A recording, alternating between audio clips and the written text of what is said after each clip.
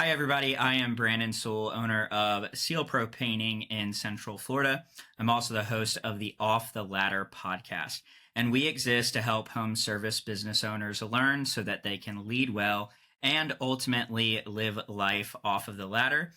Today's guest is Erica Crouppen, and she is the owner and founder of Krupin, Poopin, Scoopin. So it's a pleasure to have you on the show today, Erica. If you could just tell the listeners a little bit more about yourself and how you got started and about your business. Well, thank you so much for having me. I'm super excited. So, Absolutely. as you said, I'm Erica Crouppen. I'm the owner of Krupin's Poopin Scoopin, which is a dog waste removal business. Yes, that is right. We scoop dog poop. That's what I do for a living. we scoop for residential properties and then also commercial properties. Your residential is going to be your homeowner, right? Your people that are busy, they have injuries, they just don't want to pick up the poop. Whatever the reason is, they're calling us. And then you have your commercial side. That's going to be your apartment complex, your HOA communities, those green dog waste stations that you see at dog parks. We also take care of those. Now, I've been in business for a little over 6 years, and it's kind of weird how it happened. I was just wanting to get out of my hospital job because I had been there. I want to say it was like 12 years at that time. When I eventually quit, I had been there for 14 years, and I was just looking for something to get me out of there. And my husband's name, his last name is actually Krupin, and I've known him ever since I was like 7. I've had a crush on him ever since I was a little kid. And him and his brothers, they would always joke around about this Krupin's Poopin Scoopin thing for years. I mean, it's a couple decades. Nobody did anything with it. And I caught wind of the dog waste removal business because my buddy had started one locally. I was standing in the kitchen watching my dog poop out the back window, and I looked at my husband. I said, "Hey, I want to start that dog poop thing. Can I use the name?" And he's like, "Yeah, sure." So literally the next day, I went and filed for a DBA and started researching as much as I could and hit the ground running. And now it's been about 6.5 years. That's awesome. I don't know if you know him, but I actually I'm pretty positive you do because I think I've seen you guys interact on social media. But Jamie with Pooh Squad, yeah. So he's a really cool guy. No, Jamie is awesome. When I was actually I was having a branding identity crisis because my branding was like all over the place and I didn't like it. Him and I were kind of going back and forth, and he was kind of helping me behind the scenes. And I eventually got to a good place with my branding, but Jamie has just been so kind and has offered so much valuable information to so many people in the industry. He's a great dude. Yeah, he's amazing, and you can I mean, just from his episode on here was one of the most popular episodes that I've had in the year of doing the podcast, and he's very knowledgeable. And when you talk about branding, the guy is like a branding genius. I mean, everything is on brand. So I'd really actually like to get him on here again too to talk more about that. But he does some pretty incredible things with Pooh Squad, and it's an amazing like concept. I love what you guys do, and I'm even like I look at it and I get kind of envious. I'm like, man, I want to start a poo removal business. So we don't have anything like that in our market here. So I've never heard of another company doing that around here. So I've been like, oh my goodness, that could be like, a gold mine. So anyway, for those of you who are maybe only listening to the audio of this, let me just say this. Erica is completely on brand. She's got a pink shirt. She's got pink headphones. She's got pink in her background. So that's all part of her brand. So it's a powerful thing that I've seen many entrepreneurs do is they carry their brand through everything. And so I think it really leaves an impression. And I know we're going to jump into that today. If you could, for the listeners, kind of talk about your journey of how you got started with your brand. And then you mentioned that you did a rebrand recently, and kind of just talk about the ins and outs of that. How did you get to this like realization of, okay, I really need to do this? How did you make the decision to move forward and what you were going to do? And I think a big question that most listeners are going to have is really the financial piece for it. So I personally have been really mulling over this thought of rebranding my company, and wrapping all of our vehicles and doing this. But when I look at the cost of it, I'm like, oh my goodness, it's a lot, right? So I'm just curious, could you talk to the listeners about your experience and your journey with that and how you accomplished it? Of course. And this is actually Jamie's going to come into this a little bit later because he was inspiration with like the bold colors for me and to stay consistent because he does such a Hmm. good job with it, you know? So Yeah. when I first started, I only had like roughly $1,000. I didn't have a lot of money to spend. And when I was doing my research at that time, there wasn't a bunch of content on the internet. There was Jim, King of Poo. King of Pooh, he had a couple articles and there a couple videos on YouTube. And there was this other guy creating content. So I had to like piece things together little by little. And I found this like little teeny tiny poober scoober community that it was like low key. It was hard to get into, but I knew somebody that knew somebody that got me in. My other friend Jamie that was got me into the group. So I was just like doing some research and I knew this one guy locally that kind of did some branding. So I had reached out to him and I was like, hey, can you put something together for me? And I think he put together a little bit of a logo and then I put together something on Canva. I ran with that for a little bit. But when I was getting my cards designed, I kind of went back and forth because this first woman, she sent me over a design. It was like blue. It was like blue and brown, blue and black. My favorite color is actually blue. I love blue. Like Hmm. the girls in my wedding, like they were all variations of blue. I've never really worn pink. It's never been my color, like whatever. So I got the cards back and I was like, man, this just doesn't look good. Like it doesn't pop. I'm like, it needs to be like I need it for it to be cute. Poop is gross. Like I just don't like it. So it needs to be cute. So I went with the pink and I think it was a different shade of pink at the time. Went with that. The cards they were terrible. They weren't very good. Then I got connected with this other guy, and then he's actually the one that kind of created the color pink that I have. And as time went on, I got some magnets, I got some business cards. Then I upgraded to some better magnets that weren't from Vistaprint. They were like high vis ones.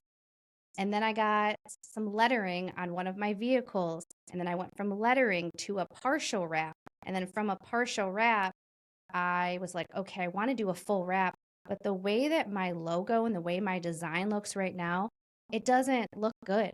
And in my mind, I want it to be like driving down the street. And when people see my vehicle, immediately they see the front of my truck or the front of my car, that hot pink color, and they associated that color with Krupin's Poopin' Scoopin'. Just like Hmm. back in the day, Mary Kay was associated with a pink Cadillac. That's what I wanted. Yeah. And so I reached out to the guy that did the wrap, and I'm like, no, this isn't right. So I reached out to a buddy of mine that did branding. He created an entire brand. And in order to do that, it's a lot of money, like you were saying. I'm probably $20,000 deep into the complete rebrand with the new vehicles and the new marketing material and getting a whole new design. And it is a huge financial investment, but the way that my brand looks now, I'm so incredibly proud of it. And people think my business is way larger than it actually is because it presents as a super, super large business. And that's what I want because eventually it is going to be a large business and there's going to be hot pink vehicles all over town scooping dog poop. Yeah. It's super inspiring because it's like, you're betting on yourself, which is like incredible. And I love that you're saying like it's going to be this big company, because man, it's like when you put those words out there, it can be scary. As an entrepreneur, I'm sure you can understand, like when you think of growth, it's both exciting and both like terrifying at the same time. But I'm not sure if you'd be willing to share the details of this, but I'm just curious, when you look at that investment of $15,000 to $20,000, can you give the listeners insight? Like maybe they're going back and forth. They don't have, like $15,000 to $20,000 in the bank, or maybe they have like a little bit of money, but they also have, other expenses. And they're like, man, how do I, um, conceptually look at this from a financial aspect and decide, like, okay, this is how I'm going to do this and this is why. And I don't know if any part of that was like finance, or did you pay cash, or, and then how did you make that decision? How did you go, okay, I'm going to take this leap and do this, and this is why? Well, there's layers to it. I was sick of the way that my brand looked, and I seen other vehicles on the road that looked way better. And I knew I had Hmm. like the vision that I wanted these pink vehicles. But in order to do that, like I needed to have a logo or some type of thing that I was like super, super proud of. And so I started doing some research, and I really do feel like God does what he's going to do. And he put people in my life and put them in place to kind of get things moving. Have you ever been to the huge convention by any I chance? haven't. I almost went this past year, and just because it's funny,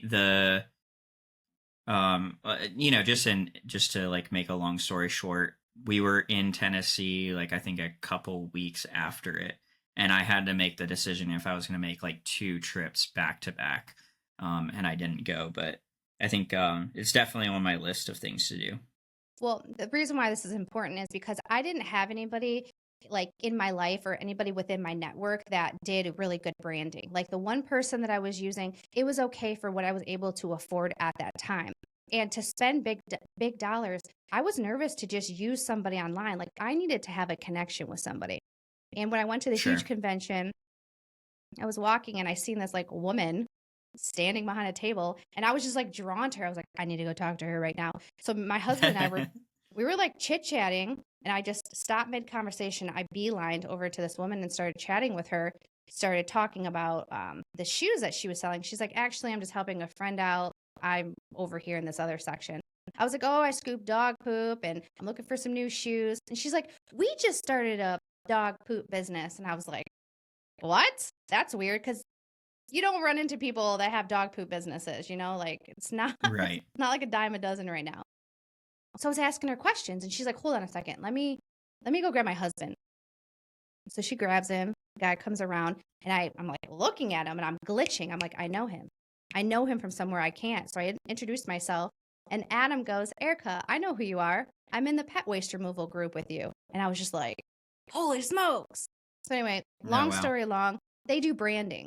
And I started developing a relationship with them and chatting. And through seeing what they were doing with brands and developing the relationship and then trying to figure out what I wanted to do.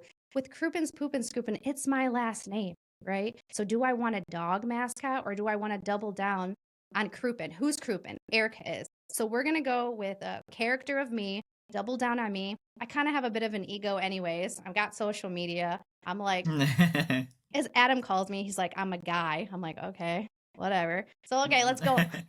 Let's go all in. And he told me what the price was. And I was like, I don't know if I can afford that. And he was like, well, listen, this is what I have to offer. And he walked me through it and educated me. And that's what made me feel comfortable with doing that. So I was able to do the brand first, right? Pay for that.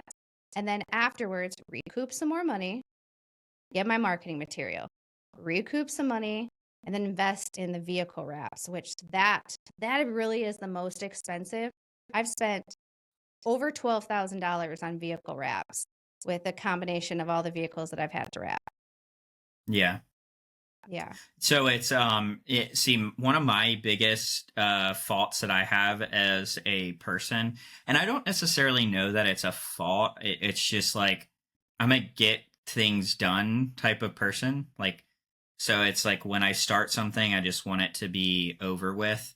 So when I think about rebranding, I think of it like, okay, how do I get all of the money and then just get everything done now? Like, I want the brand done. I want all my vehicles wrapped all at the same time. I want all the new print marketing material. And so what I hear you saying is like, it's been kind of a progression for you, not an all at once thing. And No. maybe that's I'm sure there are companies out there that maybe can um, can do that. Maybe they do have the resources to just be like, all right, yeah, here's, 20, 30 grand and let's go ahead and rebrand. But I know for myself and probably some of the listeners, that's not going to be their situation. Now, I don't know if do you know Dan Antonelli, or have you heard of him? Yeah, and that's the other Um, thing is because I was researching, was it Kickstart or Kickcharge? yeah, Okay, so Kick I would, Charge. yeah, so I had reached out to them just to get the branding done. I was looking at like probably $15,000 just for the brand. I was like, oh, I can't afford that. So I was like, Right. okay. And Adam's style is like similar to that, and they're friends. Like they all communicate and they're all in the Yeah, same for sure. wheelhouse. And so I felt like I was getting the vibe and getting everything that I wanted, but not having to pay those super crazy prices and then not having to wait 6 months either because Sure. it's like it's a whole process because you can buy like the wrap and buy everything from them. Um, Hmm. but like you said, like I couldn't afford it. So Yeah. I mean, they're pretty well known. Obviously, they did. I'm not sure if you're familiar with Tommy Mello, the home service expert. Um, but I mean, man, his business. I didn't even realize all of this kind of until now, when I think some of these behind the scenes details are coming out since Tommy sold the business and everything. But around 2000, I think it was like 2018, maybe 2019 was when Tommy contacted Dan to do his rebrand. And then that's when Tommy's uh, his business just started exploding, and to where like now he's got a, like, what is it, a 250 million plus dollar garage door business. It's just insane. But I know that Tommy really attributes that to doing the rebrand. Like, I saw a post recently where like Tommy and Dan were talking about that, and Tommy was like thanking Dan, like, thank you so much for doing the rebrand. That's like where it all started. And um so it's something where I'm like, okay, the return on investment is obviously there. It's like just making that decision. Okay, this is what I need to do, and then going for it. And I think the reason why I brought Dan up is because Dan, um, he was kind of giving me perspective on it too. He's like, it's much easier to do a rebrand when you're smaller, even though it like feels like it's harder, because you're a small business. It's actually easier because he's like, think about it. If you're like this huge company and maybe you go from like, 3 to 4 vehicles to now you have like 15 to 20 or more, and now you're this bigger operation. Like, think about the cost of wrapping 3 to 4 vehicles versus 15 to 20. And then he's like, if you do it now when you're small and you have everything set up, then as you get those new vehicles, you have everything kind of already in place to just, okay, wrap this one when we get it and wrap the next one when we get it. And then it makes it easier to like, grow with that brand, if that makes sense. So it does. I It think, does. Even though that I had like I changed my logo, like I've kept the pink, like that's been very consistent through. And then sure. even the vehicles that I purchased, like I purchased the Honda HRV. So every time it needs to be wrapped, they already have the template for it. So there's no having to do another template. I'm able to get it in and get it out very quickly. Hmm. And then I actually seen A1 Garage driving around town, and when I seen the character, that's kind of what Adam and I were talking about, and that's where my character came from because I seen like how eye catching that was. So that's kind of the vibe I was going for. Yeah. That it's when I look around like in our market, obviously there's a ton of painting companies, but there's no painting companies that are branded really well. Um, so like I know that if I do it, well, I can't say that I know, but I have a lot of confidence that if we do it, it's going to be a game changer for us. So, um, but I like the point that you made up. It kind of got my like mind running on this idea. Is you brought up like Mary Kay and how their brand was tied to like this color pink, and it was tied to a specific vehicle.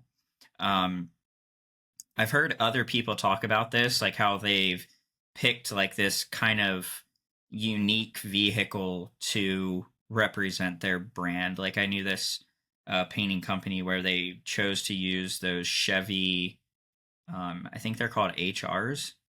Um, they look kind of like PT Cruisers, but they're like the Chevy version. Oh yeah. Um, I forget exactly I think they're called Chevy HRs, but anyway, the uh, the concept that they had was like, okay, we want this car is kind of rare, it's not very common, and we're gonna have just a ton of these on the road. And so it's like when people see this car, they associate it with our company. So it kind of has me thinking like, wow, what kind of like random SUV or truck could I, could we be driving around in like Jeep Gladiators or, like, oops, I just kicked my table.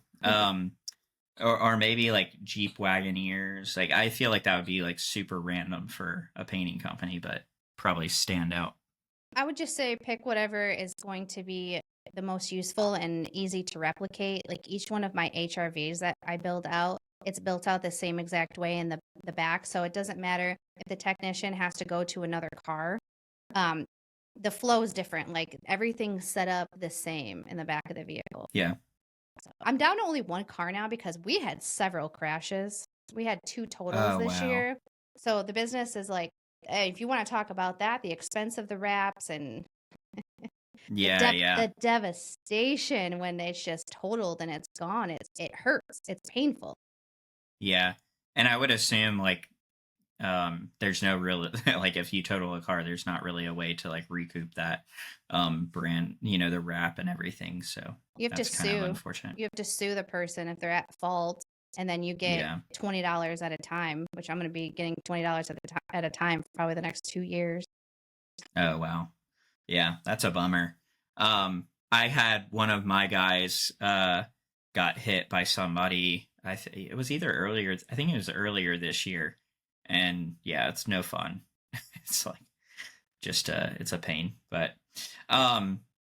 well, so I think we've kind of covered like the branding. Brought a lot of value there. Is there anything else that you would add? We'll kind of jump into like what you were saying about. I think you had received some advice from somebody about, like carrying your brand through everything you do. If you could talk a little bit about that and like how and you have a podcast too. So I think it's like, I think you have this ability to like put your brand out even more, online and things like that. Yeah, so with like showing up on social media, obviously it's very visual. And I wear my pink when I'm working, but then sometimes I'd be like, oh, Erica Incognito likes to wear green. I like to wear black. Like that's Erica behind the scenes, like in everyday life. Mainly because my husband likes me in green. So that's the reason why I like it, because I used to have red hair.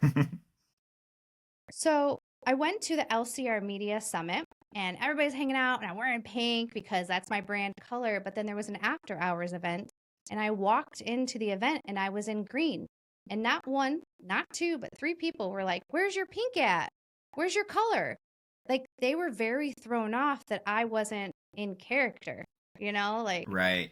So it got me thinking. And then also I was at the VIP dinner and I had the pleasure of having a great conversation with Stanley Genetic, the Dirt Monkey. And we were talking about branding and he was just talking about it. He's like, listen, you have to be in pink. You have to wear your pink because that's what people know you and you stand out, especially like in the industry, especially with being in the outdoor space. There's a lot of blue, there's a lot of green, there's a lot of orange, not a lot of pink. And I was like, okay. And so if I'm wearing leggings and I'm going to work out, I'm going to have hot pink leggings on. If I'm going to be, I don't know, wearing something else or doing whatever, I'm going to try to have it pink. Do I think it's like too much? Part of me is like, yeah, but the fact that people, they didn't call me out, but they noticed. They're like, where's your pink? Where's it at? Like it really is important to kind of keep that moving forward and stay on brand. Yeah. I had another guy on here. His name's AC Lockyer, and he's like he's a big leader in the like pressure washing, soft washing, paver sealing industry, and he's like he's on brand from like head to toe, like his shirt to his shoes. Like he has like a specific pair of shoes he wears that are like branded, and yeah, so it's just like head to toe, just always on brand. And I he's talked about that, and I think that it sounds ridiculous, like to an extent, but it's like what lengths are you willing to go to produce that success for your business and your brand? And I think there's other aspects to that um, that are beneficial for like entrepreneurs. I think it takes the guesswork and the time out of trying to think about like, okay, what am I gonna wear, or getting ready. I know that might sound ridiculous, but when you're busy and you have a lot of responsibilities, trying to cut out as much like just wasted time as possible is great. So if you can wake up in the morning and you can hit the ground running, and you just know every day, like, I'm going to put my pink shirt on with like whatever, slacks and shoes, like, makes it's one less thing to think about. Right. So, Yeah, I want to say maybe like 2 years ago, I went through my closet. I have less clothes than my husband. I purged out all of the nonsense. I only own like 3 pairs of jeans, so I don't have to mhm, worry about what am I going to wear. I know I'm going to wear some type of blue jean or some type of legging because now I have hot pink leggings, which I never thought I would mhm, ever wear in my life. And then my shirts, I have black shirts, I have pink shirts, and I have green shirts. That's it. There's no branding on them other than my brand. They're plain. So that way I don't have to worry about it. It's like you said, it's so simple, and everything that's in my closet, it fits, it looks good, I feel good. If I don't feel good in it, and if it's weird, if I like take it off before I leave the house, it's gone. I was down to 12 right, shirts. I had 12 shirts at one point. I was like, well, 12 yeah, shirts is a little bit minimal, but it helps too because then you don't have all this laundry. You do laundry once a week and you're not having to think about that. Same thing. I meal prep every week. I know exactly what I'm going to eat every single day. Is it boring? Yes, but it's efficient. So then I can focus on other things. I don't have to worry about where I'm going to eat or what I'm going to eat. My husband already knows what I'm going to eat. right, That's it. yeah. It's amazing. Like, success, I think, leaves clues, and I think the things that we're talking about, so many successful people do. So when you talk about like meal prepping, and then having like this minimalistic approach to like what you're gonna wear, it just makes everything easier. Um, and to be honest with you, I should probably do that as well. I should like go into my closet and just get I'm like the opposite. Well, no, I'm the same. I have way more clothes and shoes than my wife. Like, my wife is like very yeah, like she just doesn't care about that stuff. I'm like, she wears the same shoes like every day. She could eat the same thing every single day, every meal, and it wouldn't bother her. Me, I'm like, I have to eat that again. Um, or, like, yeah, shoes. Oh my goodness. But it's funny, like, that's an area of my life where I could really like cut out a lot of, um, just wasted time. So that's funny because my husband's always like, "Oh, I can't have chicken again." I'm like, "But we made it different this time," and he's like, "It doesn't Right. matter." But this is also something I learned. I used to buy stuff all the time. Like I got myself in a debt, out of debt, in a debt, back and forth because I would just buy things to fill holes. I would eat food to fill a void, fill a hole. Sometimes you really got to dig deep and like work on yourself and figure out what the issue is. And I always would buy clothes to make me look not fat, to make me look good. This is what I realized. If you eat right, you get your body right, it doesn't matter what you put on your body. You're going to look good. Because you're fit. So even if I am Right. wearing a plain shirt, it looks nice because I take care of my body. And Yeah. this is like a mind shift change that I've had. I mean, it's probably been over the past like 5 years of so. And it's finally now at 37, it's finally starting to click for me. Yeah. It's amazing. Like, you can really trace back a lot of the like behaviors that you have to like something. Like, I think about like for me, like I love like buying new clothes and wearing different shoes. And when I was a kid, I just remember I couldn't really do that because we were financially strained. So I think part of that for me is it's like almost trying to like heal something from when I was a kid. Like, oh, well, now I can go out and like spend this money and buy, the nice clothes that I wish I could have had back then. But then you realize you're like, wow, this is like completely pointless. It's like, so, Can we you talk know, about mental health for a minute? Do you want to talk about that yeah, a little yeah, bit? yeah, for sure. I talk about it all the time on here. So, yeah. That's perfect. Yeah. So, I mean, however you want to do it, but like you said about like trauma from the past. And I've recently, next March, I'll be 2 years sober, like clean, no alcohol. I Hmm. decided I need to quit drinking alcohol because I turned into a completely different person. But Right. prior to that, I was at the lowest of low. I'm like on social media, I'm making all these videos, I'm showing up, I got my makeup on, I look happy, but like deep down inside, I'm miserable, right? Sure. I reached out to a friend. I was like, dude, I don't want to be here anymore. Like ever. I just want to like go to sleep and not like legit not wake up. And so she was like, listen, you need to get into therapy. Here's a number. Please contact them. And I did. I started going to therapy and started working through so much trauma. And I'm like, this sucks.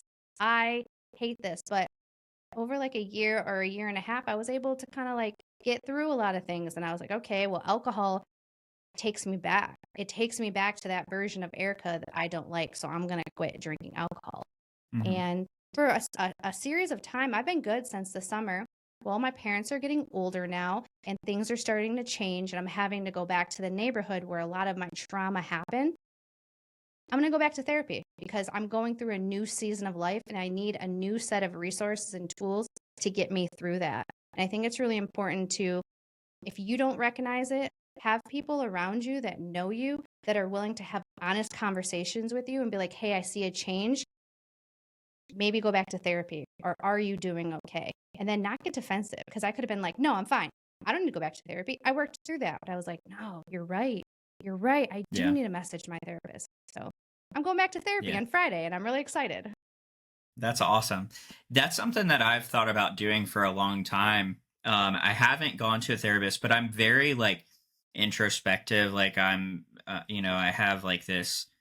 I mean, I'm not going to say that it's the best way to go about it, but I have a very good way of like just being very self-aware of myself. Like asking myself questions, working through like things that I'm going through and processing it, and I think in a healthy way. Um, and but I've definitely had some things where I'm like, I just don't know how to get through some of these things that um whether it's as an entrepreneur, I think one of the biggest things that I struggle with is like sometimes I'll have anxiety or like crazy crippling like panic attacks because I like create these scenarios in my mind of like, oh, this is how this is going to play out and it's going to be so bad. And then I think I like when I stop and I think about it, I'm like, this kind of the reason why I'm coming up with this story in my head is connected to my childhood and like how I grew up and lack and kind of a poverty mindset or everything always going wrong and thinking like, oh, nothing can go right, kind of just creating this you know um narrative in my head of, and then that's how like everything else is going to be. And it's not true. Like I can't tell you how many times I've like played these scenarios, been like super anxious or depressed, and then I get to like the end of the road and I'm like, what in the world was I doing? Like it didn't even play out that way. It's great, everything's amazing. But and another thing I wanted to hit on too that you mentioned was like drinking. I like this kind of ties back to my childhood. My sister is like, yeah, I mean, unfortunately, I don't have any relationship with her. I haven't talked to her in years. I don't know where she is. Like if she wasn't here, I wouldn't know it. Meaning like I mean, kind of morbid, but if she was dead, I wouldn't know.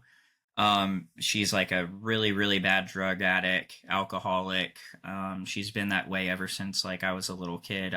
There's like an 8 year gap between us, 8 or 9 years. And so like my whole childhood growing up, I watched my sister just completely destroy her life.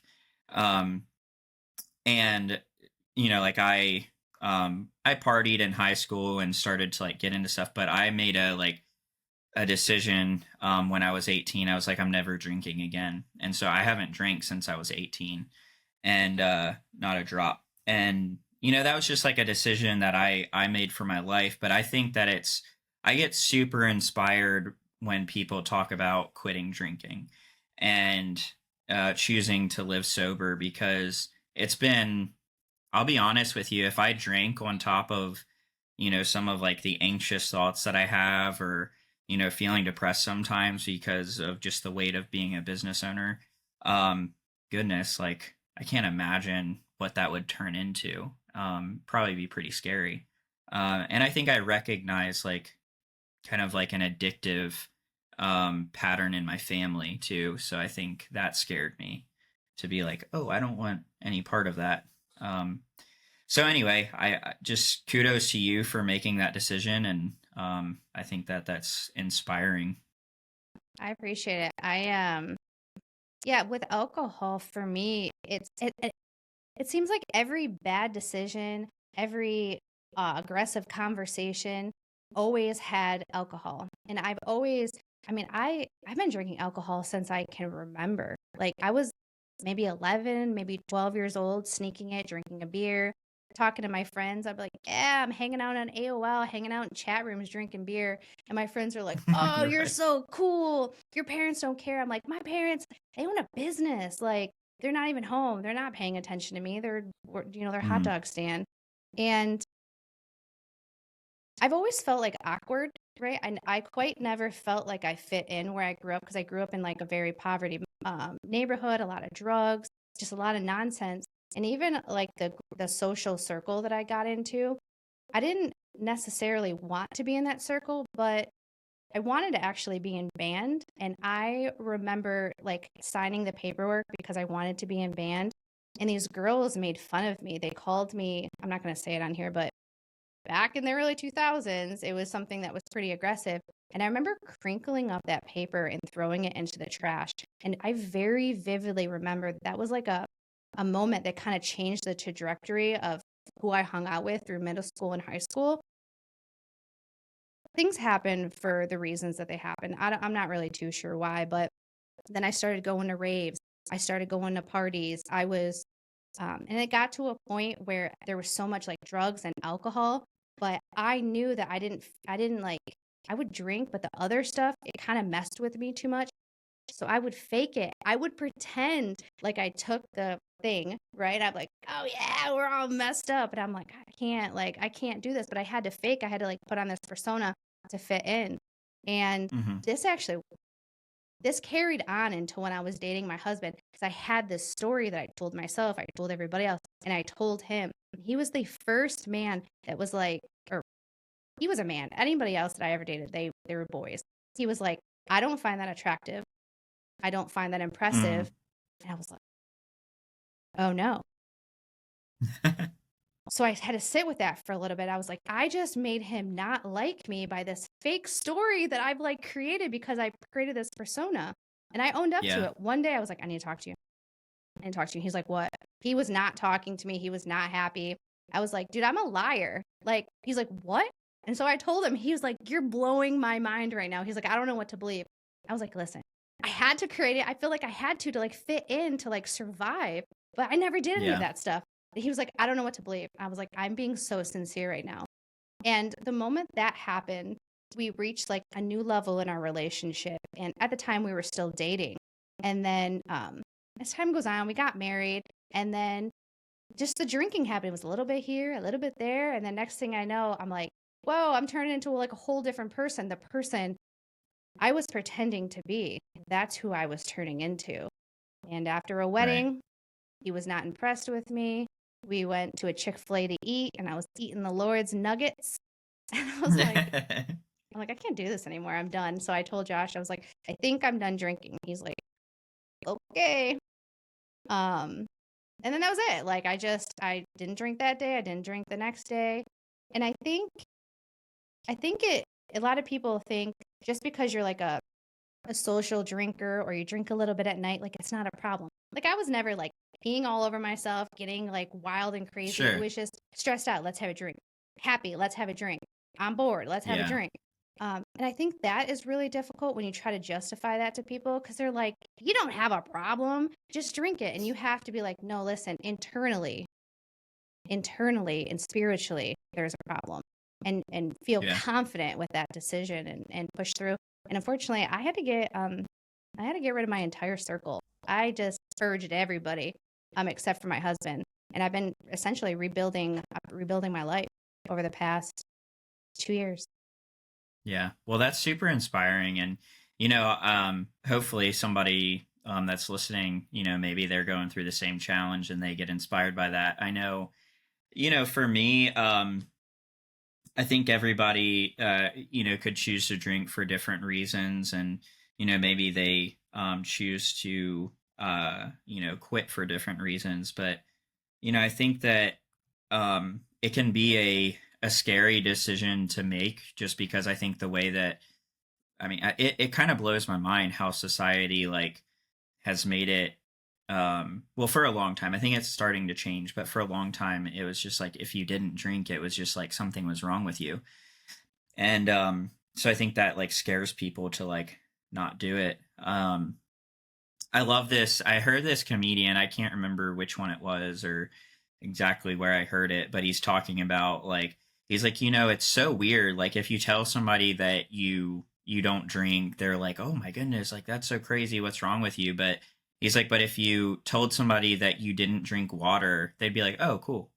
Like it's like they're blown away that you don't want to put like this uh chemical into your body for lack of better terms versus like water. It's healthy for you, and it's like they'd be like, "Oh yeah, you don't want to drink water, okay."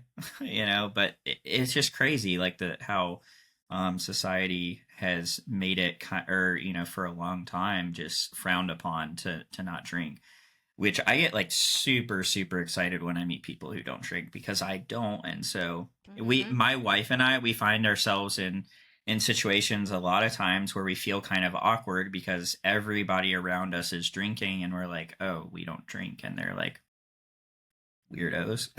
So it's definitely I think it's a brave decision to make. So that's really cool. Do you think that your when you think back and you process like your childhood, those things that um you went through with choosing not to drink anymore, how has all of that shaped you into like the entrepreneur and business owner that you are?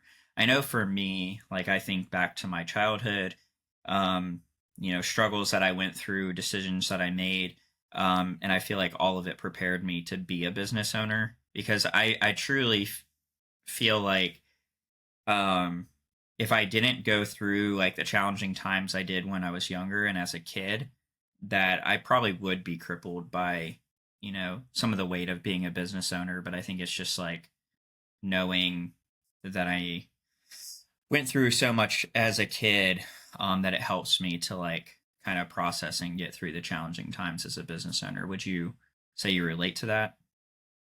Yeah, I think just the resilience, right, and being able to push through tough times, and even if the emotions get really intense, not allowing yourself to collapse. I think with the trauma, I was able to build up that barrier and that protection. Like I think they called it like I would disassociate. So I think that's helped me with business when things are getting really crazy. I am able to disassociate and not let it like cripple me. It has sometimes. I broke down, I've cried, I've done all the things, been there, done that. But there's times where I get so focused on the work that sometimes I get tunnel vision, and my husband is there to be like, "Hey, listen, you're zoning everybody out. You're not paying attention to anybody."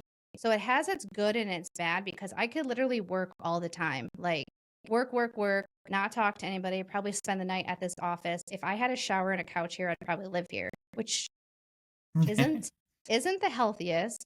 So yeah, I think that it has its pros and its cons. I think the healthier I get and the more mentally sound I get, and knowing that I can rely on myself in my decision making, because I had a real lack of confidence. And you wouldn't know it by how like bold I am, but I've been really good at being able to put up a front, right? Mm-hmm. And so what I'm really working on is like being confident with my decision making and not having to reach out to somebody else to give me the approval. Be like, yeah, that's a good idea. I'm like, I know it's a good idea. And if it's not a good idea, I'll just figure it out on the back end. Mm-hmm. So that's honestly what I'm really working towards moving forward. Yeah, that's good. Kind of to bring all of this full circle as we kind of bring this to a landing. This podcast, it's like I said, it's really about trying to help home service business owners get to the point where they've built a business where it doesn't require them. And I know for every industry, we call that something else. In painting, it could be like off the ladder or, off the bucket or out of the bucket. I don't know if there's one in the poop scooping world, if you guys have any, like, maybe it's just getting off the truck, but anyway, it's just, off the rake. There we go. Off the rake. But there's, obviously the challenge is no matter what industry you're in,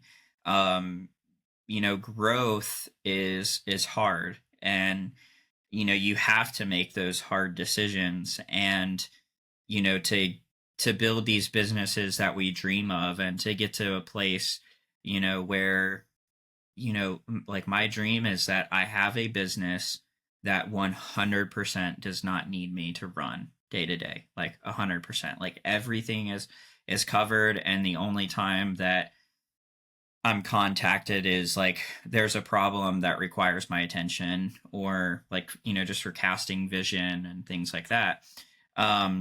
But just the day to day just being completely covered by everybody else. And it, like we talked about, that requires us to make decisions that put us into vulnerable situations where maybe potentially the decision that we make is the wrong one, and maybe we end up doing something the wrong way or failing or falling down. And something that I've learned, and I think this is kind of cliche, is like failure's not final. And it's so true. Like you as a entrepreneur can decide, like, okay, when I fall down, I make a mistake, what am I going to do? Am I going to, like, is that the end of me, or do I adapt?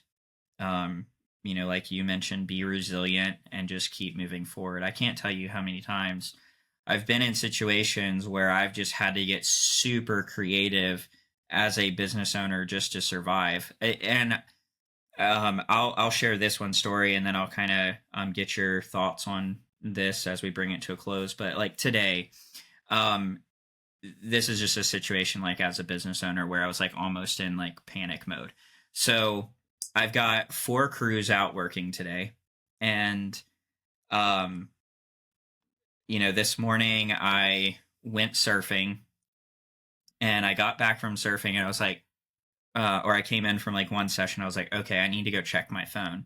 And my phone's like blowing up. Like one guy's like at the store, and he's like, hey, I'm trying to buy paint and the card's not working. And then I've got another order in, and the, card's not going through for this order. And then I've got another guy who's going to be heading to the store to pick up more paint. And I'm like, oh my gosh, what's going on? And I'm like, and it took me a few minutes. I was like, my card expired. And so my card that was on file for my vendor had expired.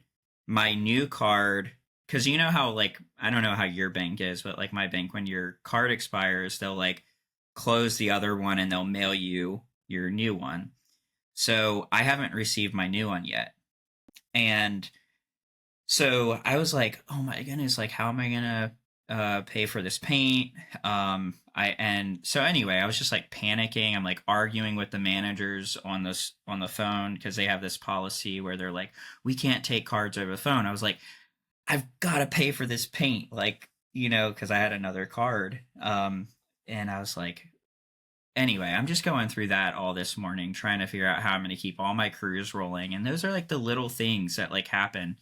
And anyway, and sometimes it's like even worse, but you have those situations where you're just like, okay, I've got to get creative and make this. So I'm like shifting money around, putting money into other accounts and just finding a way to make it work. But yeah, it's like, you just adapt and overcome. And so anyway, all the material got paid for and all my guys got to the jobs, but it was stressful this morning. So anyway, so bringing all of that full circle, from your perspective, what could you just share, like, what's next for you in your business? What do you feel like are like hard decisions that you have in front of you? And what do you feel like you have to overcome to kind of go to the next level? Yeah. I need to quit being so cheap, and I'm actually going to like hire somebody to do my Google ads. So I'm going to invest into that because I don't know nothing about Google. I'm wasting a bunch of money and getting no return. So that's Mm-hmm. something I have to overcome. I need to hire, but in order to hire, I need more customers. In order to get more customers, I need to hire. So I'm dancing around that. I man, I'm not like I can do my thing. Like I'm doing a business, I'm a good business owner, but there's things that I'm just Mm-hmm. not really good at, like Excel spreadsheets, fine details. No, I'm gonna forget. So after talking with Jonathan Patoshnik, I had a really, really good conversation with him when I was at LCR Summit. I'm gonna hire an operations manager that's already worked for somebody that's already built out teams. I'm not doing it. I'm gonna dig deep. I'm gonna dig real deep Yeah. into my pocket and I'm gonna find a gem. I'm gonna hire them and they're gonna be my person that's gonna help me build out this company and really make it explode because I'm not doing it the slow way where I'm like gonna train people, put them in the place. So that Yeah. is honestly that's what my vision is. And my husband and I have talked about it. We're trying to figure out like what that salary is gonna look like. Even if I need to take a bit of a hit in my financial book to be able to hire this person to get where we need to go, we're going to do that. And we've already kind of been thinking that's the reason why we've been paying down our debt. Like our house is almost paid off. So we can maybe forego the vacation. So whatever to get the business to the point to where, yeah, we don't surf. My husband would love to surf. I would watch him surf, like hang Right. out, read a book because that's ultimately what we want. He does tree work. He's the guy that goes up in the trees. He makes Yeah. he makes good money, but we're getting older. I mean, our bodies are only going to last for so long. So, Yeah, for sure. long story long, um, get an operations manager in here to help me just boom, explode this. Yeah.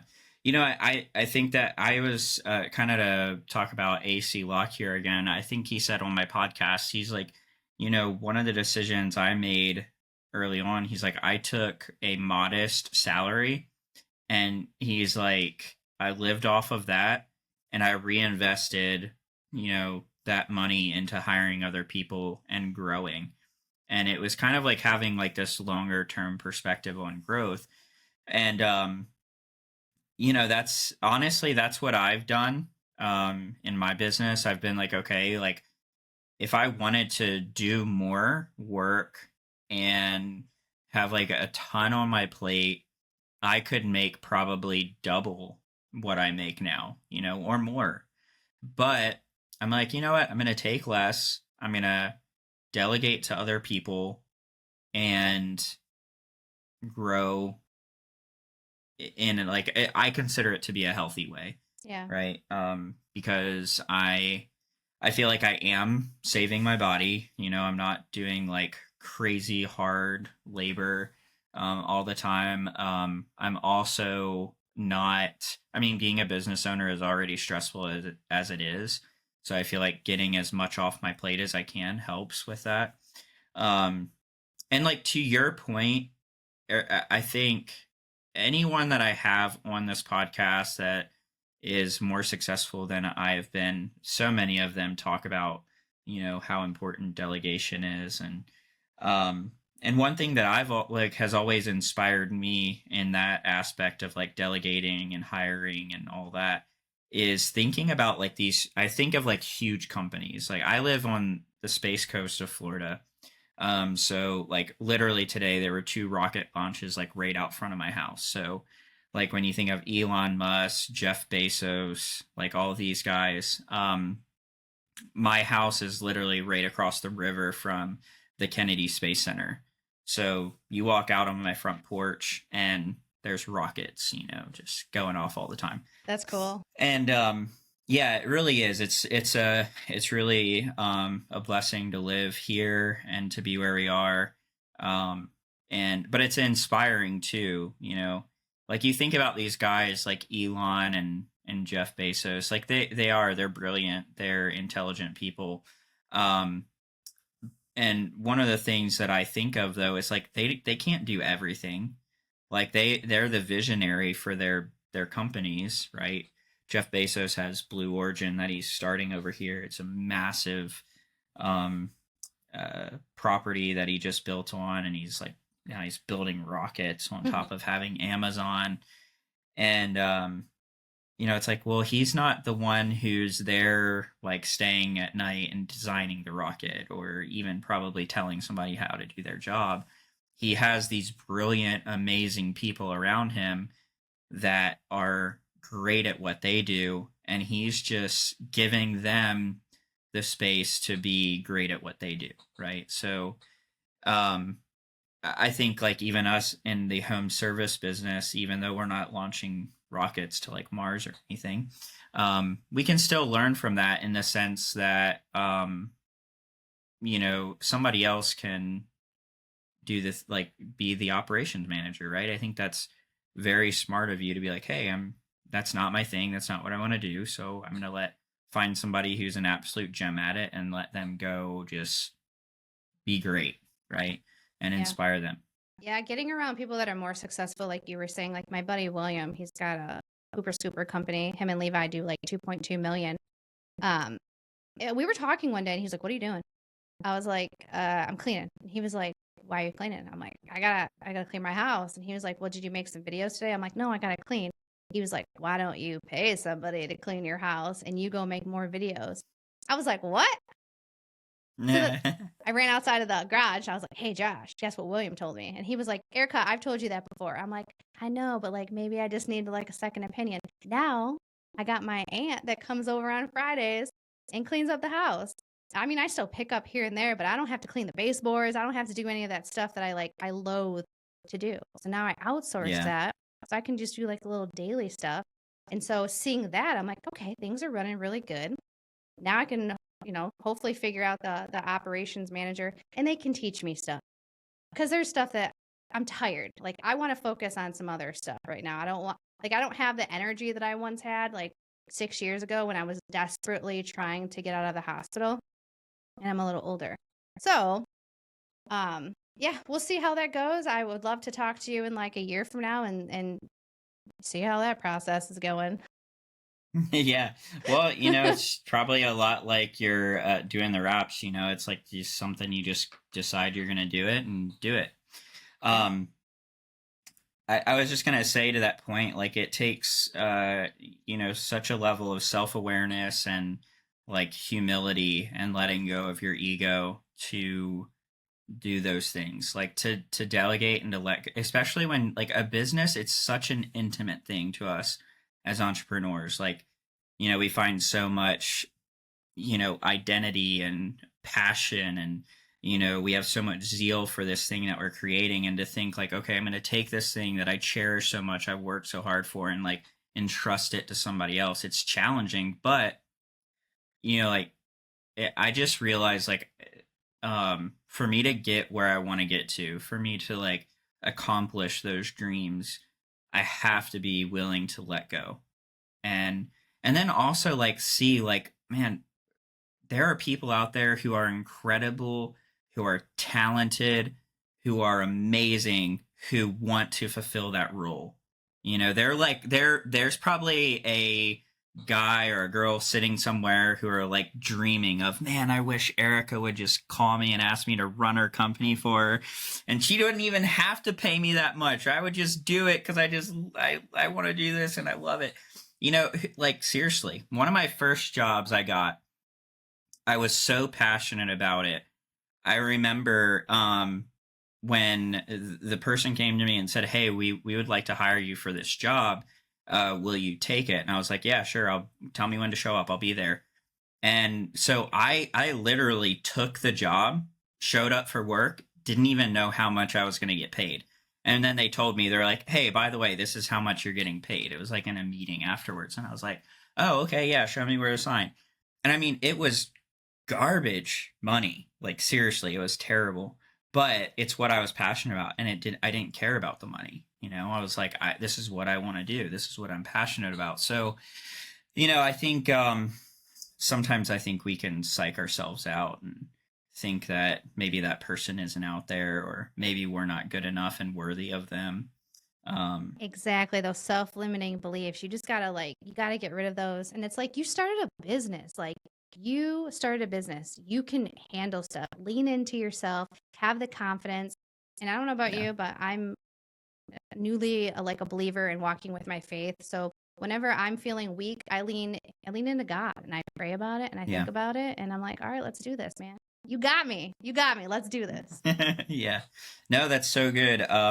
Yeah, I mean, I'm a big person of faith. And I don't know how much you know about me or if you've listened to my podcast or anything like that, but that's what I used to be in full-time ministry. So when I talk about the position that I was talking about, it was coming on staff at a church. And yeah, I didn't care like what I was gonna make, or I was like, this is what I want to do. Um, but anyway, yeah, I think that for all of us and for those who are listening, like we all want to get to that next level in our business, and yeah, like I said, we gotta be humble and let go of our pride and our ego, and that's the way to get there. So yeah, I think it's easier said than done sometimes, but I've definitely found that over time you kind of like build your confidence in your ability to make those decisions, and those hard decisions, the ones that you're like, I just hired a new salesperson, and the last time I hired a salesperson, my business almost failed. So in 2022 I hired a salesperson, and yeah, my business almost failed, and so I've been absolutely terrified to hire a salesperson again.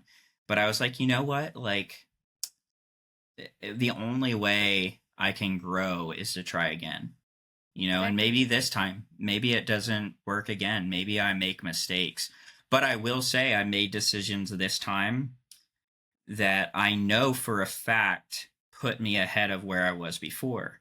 And who knows, maybe I'm going to make other mistakes, and then I'll learn from those. And then I'll be like, okay, well, next time I hire a salesperson, I won't do that. And then you just kind of learn as you go. And I think we have to be willing to fail, and we have to be willing to try. And that's what we do as entrepreneurs, right? We like have this crazy idea, and we're like, hey, I'm going to go out here and start a poop scooping business, and but we make it happen. I truly believe people that start businesses, we're a little off. We're a little off in our heads. So that's okay. That's Yeah. what makes us do what we do. Yeah. No, but it's I think that reminding yourself, of that. What did you say? Those self-limiting beliefs, that we have can hold us back. And I think sometimes we do. We need to like give ourselves some credit and not beat ourselves up, and um, take take time to look at the things that we've been able to accomplish and let that inspire us to keep moving forward. So anyway, I will talk to you for another like hour if I could, but I'm gonna bring this to a close. And I thank you so much for your time, and just the value that you've brought to the listeners. And one thing that I usually do as I end the podcast, I just open up for you to share like maybe something It could be something inspiring or just a key point that you want to share with the listeners to really drive this episode home, and some key advice or something that you could give as like some final value. I think what I really want to focus on is, I mean, we could talk about numbers, we could talk about advertising or whatever, but at the end of the day, we have to like take care of ourselves. And we have the ebbs and flows of when our minds are good and they're strong and we're clear. Then we have those moments where we have the self-doubt seeps in, the devil is trying to attack us.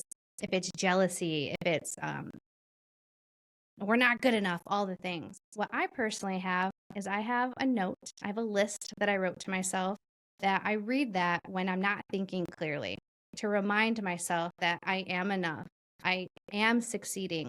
Even if it feels like I'm not, we're still pushing forward. My stepkids don't hate me.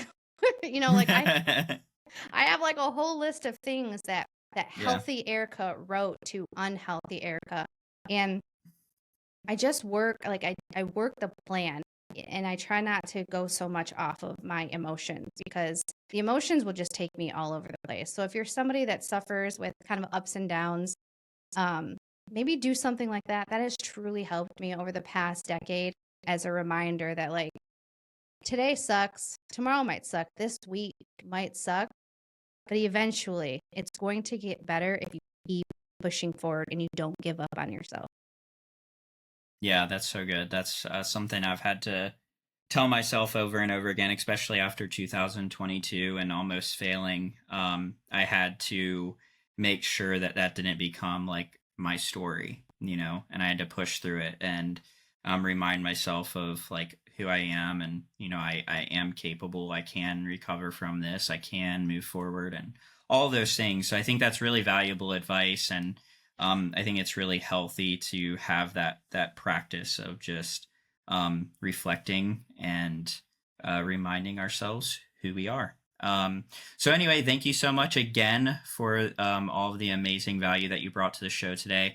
If you're listening to the Off the Ladder podcast on YouTube, and you've enjoyed this content, I would really appreciate it if you would like it, comment down below, share your feedback, subscribe to the channel, and share it with somebody else so that they can glean from all of this amazing wisdom as well. And if you're listening on Apple or Spotify or any other major podcast platform, I'd really appreciate it if you would rate and review the show. That'll help us reach more people, and help others who are trying to succeed in growing their home service business. And as always, thank you so much for listening to this episode, and we'll see you next time on the Off the Ladder podcast.